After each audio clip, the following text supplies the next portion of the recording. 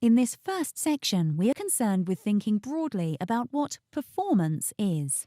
It's about thinking how we define good or great, what people need to do to show that they are performing well, and what the organisation needs people to do in order to support higher level objectives, strategy, and priorities.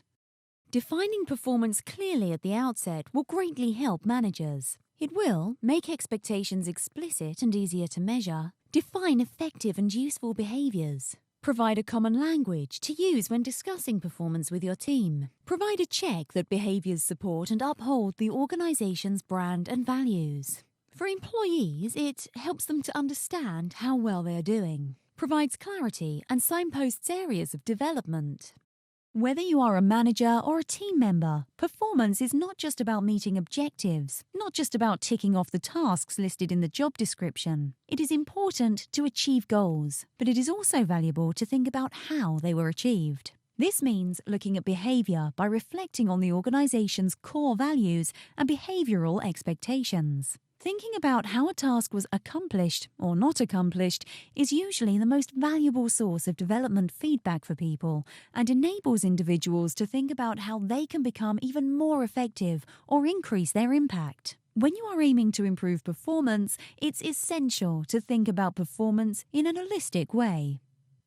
Task elements are often determined by the job description, but performance is always going to be more than the sum of a job description's parts. Equally, setting objectives, which are covered in the next section, should not aim to cover every aspect of a person's day-to-day job. There would be far too many, and the benefits of having objectives would be lost.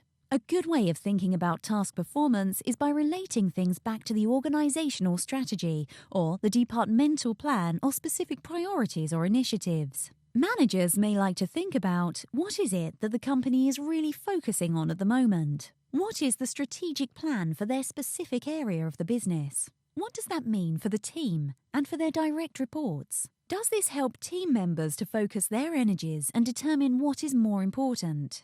How does each individual contribute to the strategy, and how do their efforts help the company to do what it sets out to do? Business objectives should define the expected outcomes but leave options, wherever possible, about how they are achieved. Research has shown that connecting individuals to the bigger picture, helping them to understand how they impact on clients, how their efforts will help to drive organisational success, how their role is relevant to the overall purpose of the organisation, can improve engagement and motivation.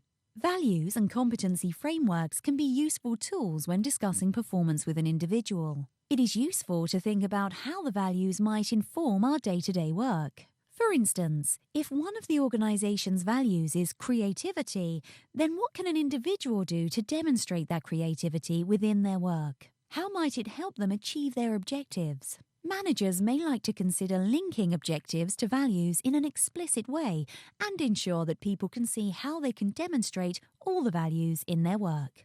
For example, what could they do to demonstrate that they live the value of teamwork or customer focus? Managers can discuss ways with their team in which the values apply to them and to their roles, and how they can help to inform decision-making and performance on a daily basis. When planning for the year ahead and discussing what high performance looks like with individuals, managers may find it useful to have things such as the values, competency framework, customer service charter, strategy, departmental plan, and the line manager's own objectives to hand.